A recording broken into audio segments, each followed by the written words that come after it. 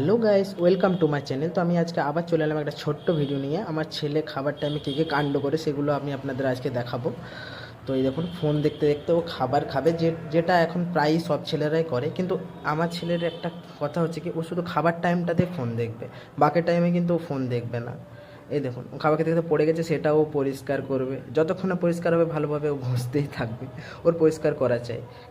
আবার খাবার খাওয়া হয়ে গেলে ও ফোন কিন্তু নিজেই রেখে দেয়, কিন্তু ফোন নিজেই রেখে দেবে, ওকে বলতে হবে না। ও শুধু খাবার টাইমটুকুই ফোন দেখে, বাকি টাইমেও কিন্তু ফোন দেখে না। এই দেখুন, বাকিটা সব আপনারা দেখতেই পাবেন, অসুবিধা নেই, এখানে সব দেওয়া আছে ভিডিওতে।